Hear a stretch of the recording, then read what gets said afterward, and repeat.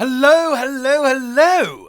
A media conglomerate whose icon is a mouse just released a trailer for a show about a character.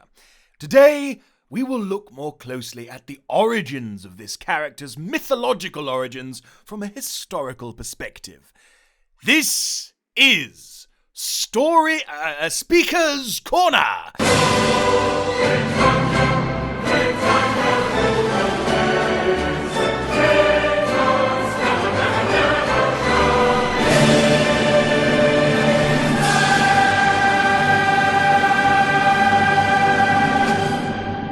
Hello, ladies and gentlemen, this is Speaker's Corner, and I am your host, Tim Byron. It is spring, as I have waxed poetically over these past few weeks, so let us dive into a cheery, hopeful topic that is emblematic of this time of year: the doom and foreboding gloom of Norse mythology. Why, do you ask? Well, as I've mentioned in the introduction to the video, the House of Mouse has recently released an official trailer into a television show about that Norse trickster god, Loki. Yes, he with the flowing black hair and long horns sprouting from his head like a rabid, genetically modified billy goat. Oh, hello, darlings. I have a new show coming out on one of those lovely streaming platforms that everyone so dearly enjoys. Something or other to do with a ruddy mouse or some such. Ta-ta, loves. Goodbye. You'll miss me, won't you?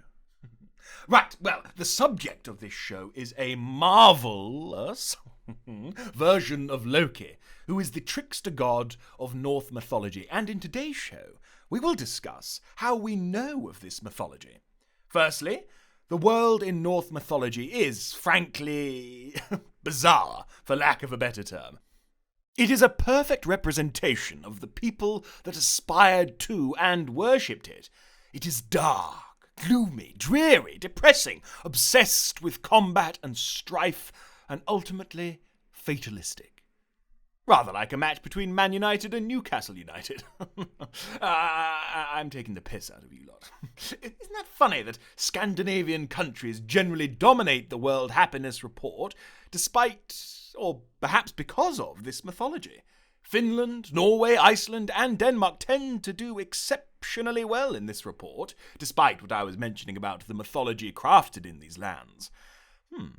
Something to ponder, I think, something to ponder. I suppose one finds happiness wherever one can get it, when it's bloody dark 20 hours of the day sometimes.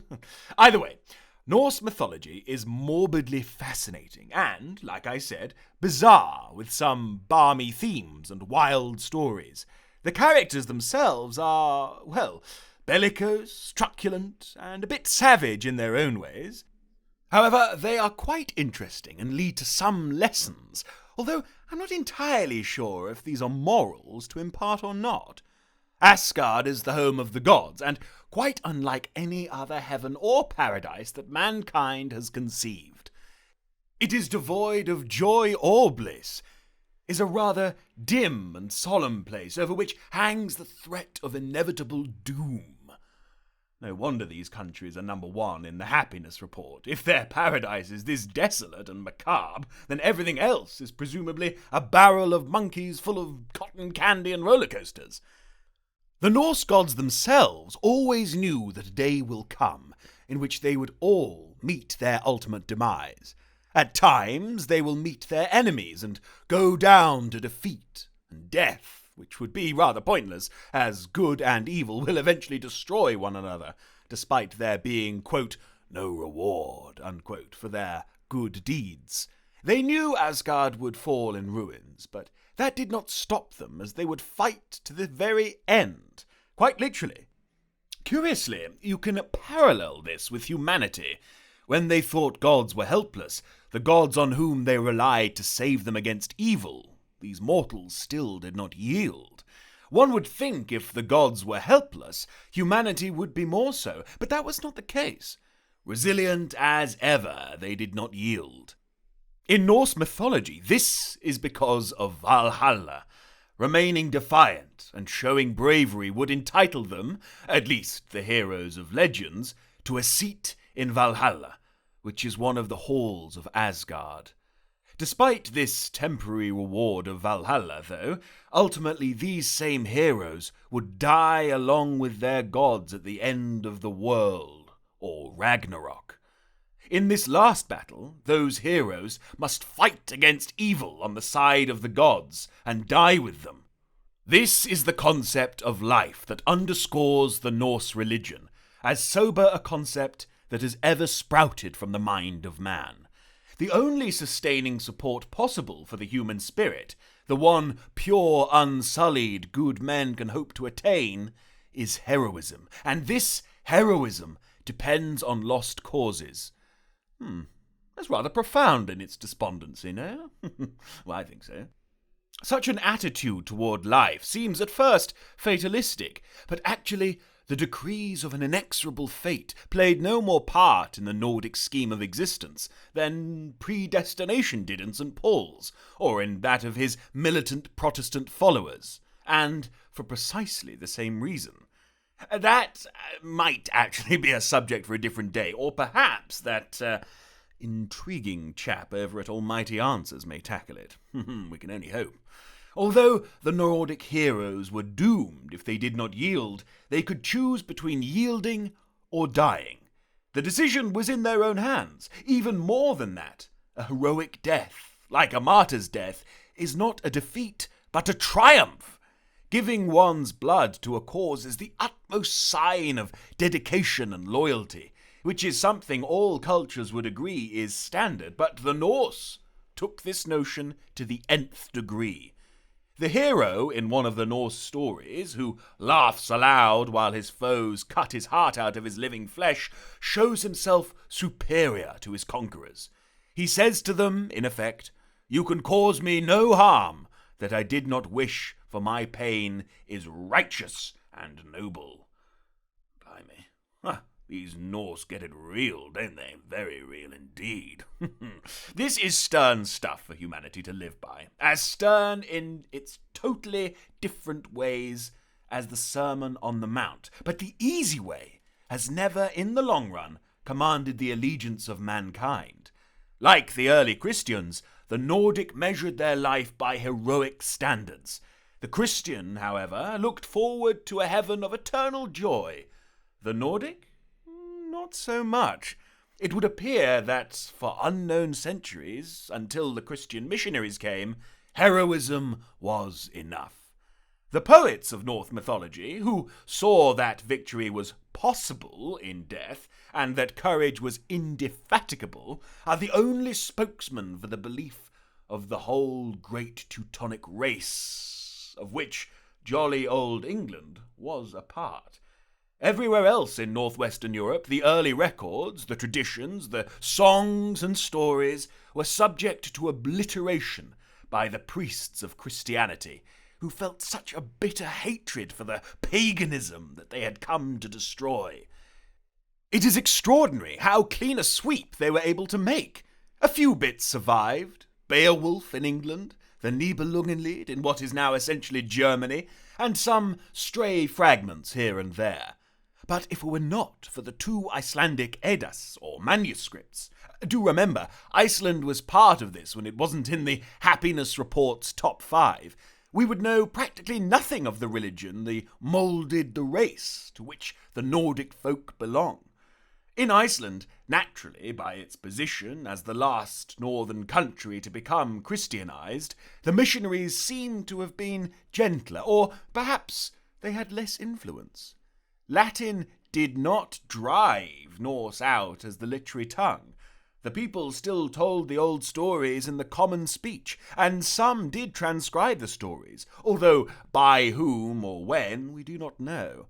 The oldest manuscript of the Elder Edda, which are the poems that come from the Icelandic medieval manuscript Codex Regius, or simply put, the Royal Book, it is dated at about 1300 AD, 300 years after the Christians arrived, you see.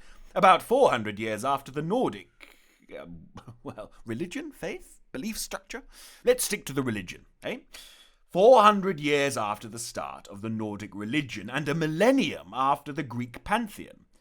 There was something off with it, however. The poems in it were purely pagan, which means not traceable to any historical figures, and, according to scholars, to be very old. A man by the name of Snorri Sturluson wrote down, or at the very least compiled, the Younger Edda in the last part of the 12th century. The chief part of it is a technical treatise on how to write poetry, but it also contains some prehistoric mythological material which is not in the Elder Edda. The Elder Edda is the much more important of the two. It consists of separate poems, often about the same story, but never connected with each other. There was material for a great epic, but the problem was no poet came to work it over as Homer did the early stories which preceded the Iliad. There was no man of genius in the Northland to weld the poems into a whole and make it a thing of beauty and power, a trend which continues to this very day. No one even discarded the crude and the commonplace and cut out the childish and wearisome repetitions. There are even lists of names in the Edda which sometimes run unbroken for pages. Nevertheless, the sombre grandeur of the stories comes through in spite of the style. Perhaps no one should speak of the style who cannot read ancient Norse, but all the translations are so alike in being singularly awkward and unappealing and involved that one cannot but suspect the original of being responsible, at least in part. The poets of the Elder Edda seem to have had concepts greater than their skill to put them into word. Many of the stories were, with a stretch, rather splendid. The best northern tales are tragic, about men and women who go steadfastly forward to meet death, often deliberately choosing it, even planning it long beforehand. The only light in the darkness is heroism. A bit daft, isn't it? But what do you expect, eh? The poet Edda helped inspire the fantasy literature genre's first master, J.R.R. Tolkien. The poem named Völuspá has the names of the dwarfs that Tolkien used, along with the wizard Gandalf himself. This poem inspired him in other ways as well, but suffice it to say that there would be no Lord of the Rings without this epic poem, despite how clumsy, redundant, and downright banal the Eddas can be.